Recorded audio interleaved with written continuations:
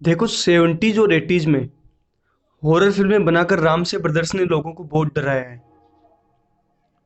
90s में भी बहुत से लोगों ने उनकी फिल्मों को देखा है, लेकिन आज 20s में उनकी फिल्में कहीं गायब सी हो गई है, क्योंकि फिल्में बहुत पुरानी हो चुकी हैं और लोग उनको अब देखना पसंद नहीं करते। लेकिन 70s और 80s में इन फिल्मों ने पर्दे पर अपना एक अलग ही जादू बिखेरा था। तो इन फिल्मों को बनाने वाले 7 भाइयों की आज हम बात करने वाले हैं। ये फिल्में हैं पुराना मंदिर, वीराना, बंद दरवाज़ा, पुरानी हवेली।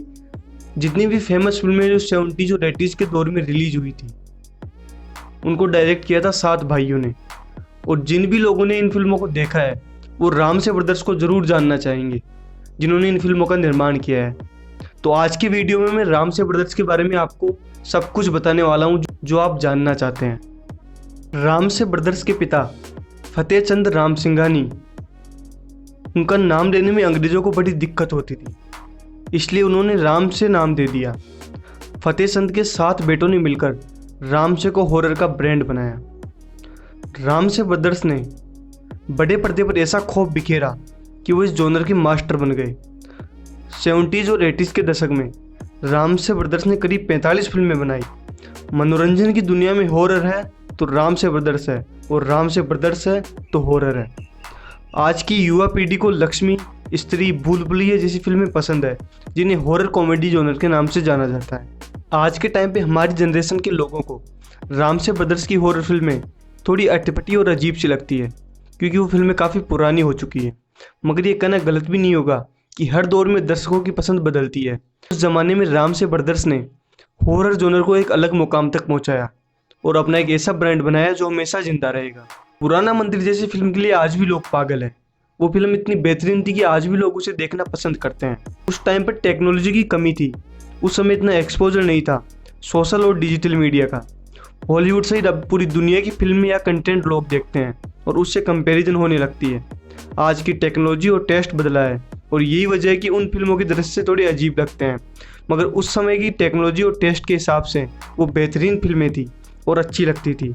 उस समय सचमुच में रामसे ब्रदर्स की फिल्मों से लोग दर्शक डरते थे। रामसे ब्रदर्स ने हॉरर जॉनर में अपना एक ऐसा मुकाम बनाया कि अब उनके जीवन पर फिल्म या सीरीज भी बनने वाली है।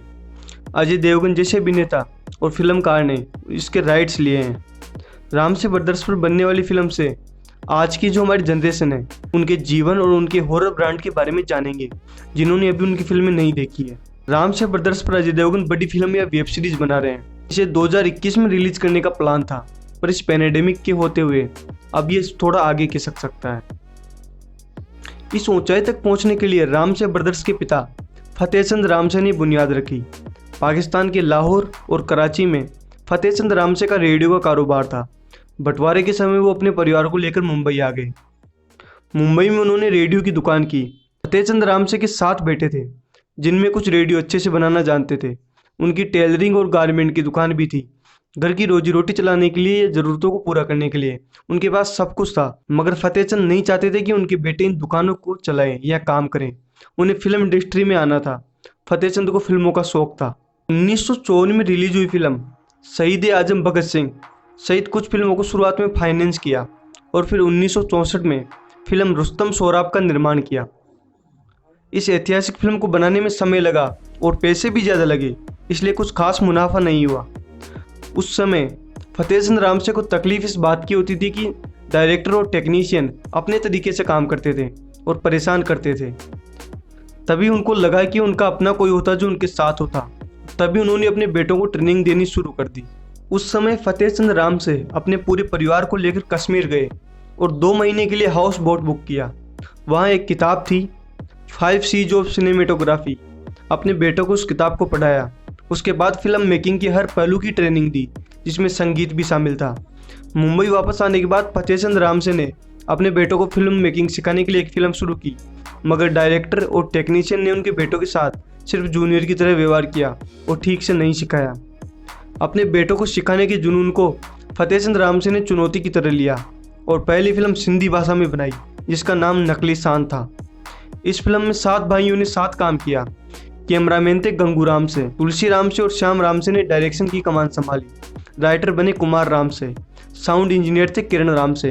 एडिटिंग की अर्जुन रामसे ने, और इस तरह रामसे ब्रदर्स ने अपने अपने काम और जिम्मेदारियों को बांटा और शुरू हुआ रामसे बंधुओं के साम्राज्य को बनाने का सफर। फतेह चंद रामसे ने ट्रेनिंग के बाद बाहर से किसी टेक्नीशियन को नहीं बुलाया, क्योंकि उन्होंने अपनी टीम बना ली थी। पिता के नाते उन्होंने अपने सभी बेटों की काबिलियत को पहचाना और उस हिसाब से तराशा। रामसे ब्रदर्स ने एकजुट होकर काम शुरू किया और फिल्म बनाई नन्ही मुन्नी लड़की। ये फिल्म सफल नहीं हुई, मगर इस फिल्म के एक दृश्य ने, जहां पृथ्वीराज कपूर एक भूत का मास्क पहनकर लड़की को डराते हैं, इसकी खूब तारीफ हुई। इस एक सीन ने रामसे ब्रदर्स को प्रेरणा दी भूता और डरावनी फिल्में बनाने की। उसके बाद हॉरर फिल्म बनाई गई 2 गज जमीन के नीचे। 2 गज जमीन के नीचे 3.5 लाख रुपए के छोटे से बजट में बनी। इस फिल्म की शूटिंग 40 दिन में पूरी हुई। इस फिल्म ने रिलीज होने के बाद तहलका मचा दिया और 45 लाख रुपए का कारोबार किया। फिल्म 2 गज जमीन के नीचे के बाद रामसे ब्रदर्स ने पीछे मुड़कर नहीं देखा और हॉरर फिल्मों का सफर शुरू हुआ। उस समय 2 गज जमीन के नीचे सबसे कामयाब फिल्मों में से एक थी, जो रामसे ब्रदर्स के लिए गेम चेंजर थी। इस फिल्म के बाद तय किया गया था कि अब कोई और जॉनर की फिल्म नहीं बनाएंगे, सिर्फ और सिर्फ डरावनी और हॉरर फिल्म ही बनाएंगे और इस जॉनर को बेहतर बनाएंगे। फिल्म 2 गज जमीन के नीचे की अपार सफलता के बाद रामसे ब्रदर्स ने एक के बाद एक हॉरर फिल्मों की झड़ी लगा दी। दरवाजा, गेस्ट हाउस, पुराना मंदिर, पुरानी हवेली, बंद दरवाजा और वीराना जैसी कई कामयाब हॉरर फिल्में बनाई। 70s और 80s के दशक में रामसे ब्रदर्स का डरावना मनोरंजन खूब कामयाब हुआ। भारतीय दर्शकों की जो मांग थी उसे रामसे ब्रदर्स ने पहचाना। आज के बहुत से डायरेक्टर अपने दर्शकों को नहीं पहचान पाते हैं, वो मास के लिए फिल्म बना रहे हैं या क्लास के लिए, मगर रामसे ब्रदर्स ने अपने दर्शकों को पहचाना। उन्होंने अपने दर्शकों के लिए हॉरर के साथ म्यूजिक, बैकग्राउंड, ह्यूमर, रोमांस का अच्छे से मिक्स किया। यही वजह है कि रामसे ब्रदर्स की हॉरर फिल्मों ने अलग ब्रांड बनाया। वे जो फिल्में बनाते थे उससे डिस्ट्रीब्यूटर खूब पैसे कमाते थे, इसलिए डिस्ट्रीब्यूटर रामसे की फिल्म खरीदने के लिए दौड़ कर आते थे, क्योंकि वो जानते थे कि उन्हें नुकसान नहीं होगा। हर सेंटर में फिल्म चलती थी। रामसे ब्रदर्स ने अंधेरे से भरे थिएटर में डराकर दर्शकों का मनोरंजन करने के लिए हॉलीवुड फिल्मों से खूब प्रेरणा ली। वो अंग्रेजी फिल्मों और इटालियन फिल्मकारों से प्रेरणा लेकर भारतीय दर्शकों को ध्यान में रखकर कहानी करते और उसमें मसाला मिलाकर फिल्म बनाते थे। 90 के दशक से टेक्नोलॉजी बढ़ने लगी। आज टेक्नोलॉजी ने इतनी तरक्की कर ली है कि ऐसी फिल्मों के लिए एक से बढ़कर एक भूत, चुड़ैल और डराने वाले स्पेशल इफेक्ट्स और ग्राफिक्स झट से तैयार हो जाते हैं। रामसे ब्रदर्स के दौर में टेक्नोलॉजी का सहारा नहीं था। रामसे ब्रदर्स ने फिजिकल मेकअप और बैकग्राउंड म्यूजिक को डराने का हथियार बनाया। मनोरंजन के लिए कॉमेडी, म्यूजिक और बोल्ड सीन का तड़का लगाया।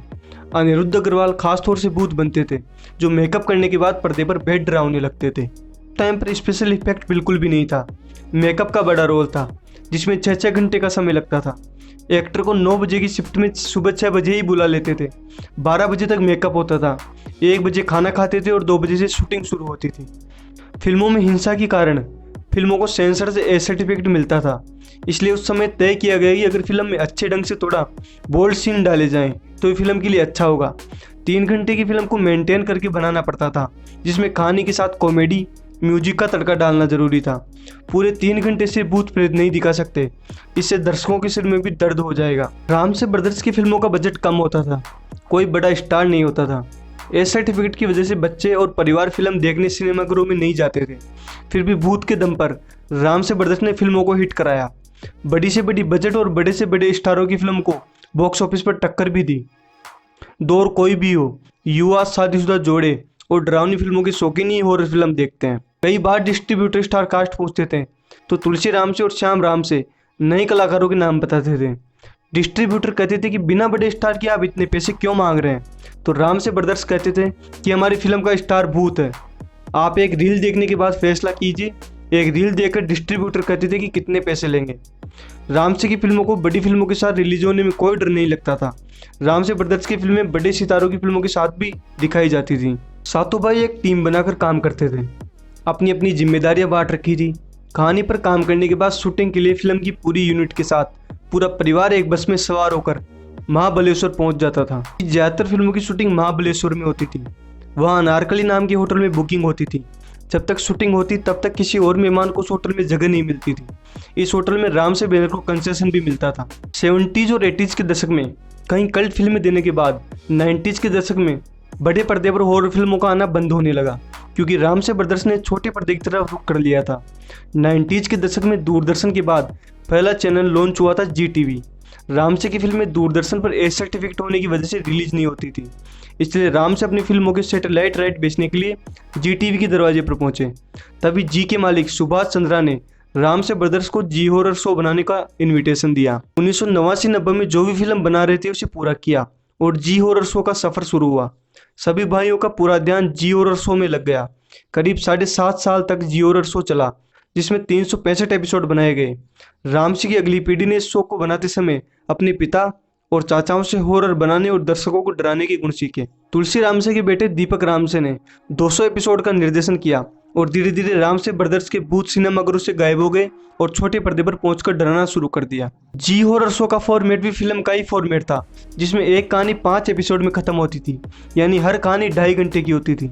रामसे ब्रदर्स ने अपने ब्रांड को लोगों के घरों में मुफ्त में पहुंचाना शुरू कर दिया था। शुक्रवार को 9 बजे रात में जी हॉरर शो का थीम म्यूजिक बजता था और बच्चे चादर और तकिए में छुप जाते थे मगर शो देखते थे, जो रामसे ब्रांड की जीत थी। रामसे ब्रदर्स की सोच प्रगतिशील थी, वो घर घर तक अपने ब्रांड को पहुंचाना चाहते थे, इसलिए टीवी पर आना एक सोचा समझा फैसला था। फिल्म मेकिंग के साथ साथ इन्होंने अपनी फिल्मों के प्रचार पर भी ध्यान लगाया। आज के दौर में कई बार फिल्मों की पब्लिसिटी के लिए फिल्म के कैरेक्टर्स मैदान में उतरते हैं। रामसे ने उस दौर में बॉम्बे के एक सिनेमा हॉल में गिमिक किया था। जब टिकट लेकर लोग अंदर जाते थे तब टिकट देखने भूत आता था, जिसे खूब पब्लिसिटी मिली। फिल्म 2 गज जमीन के नीचे के प्रचार के लिए वीडियो पर आधे घंटे का स्लॉट चला था और फिल्म को हाउसफुल की ओपनिंग मिली थी। तो ये थे कुछ फैक्ट्स रामसे ब्रदर्स के बारे में। आई होप कि वीडियो आपको जरूर पसंद आया होगा, तो इस वीडियो को लाइक जरूर करें, चैनल को जरूर सब्सक्राइब करें। मिलता हूँ अगले वीडियो में। जय हिंद, वंदे मातरम।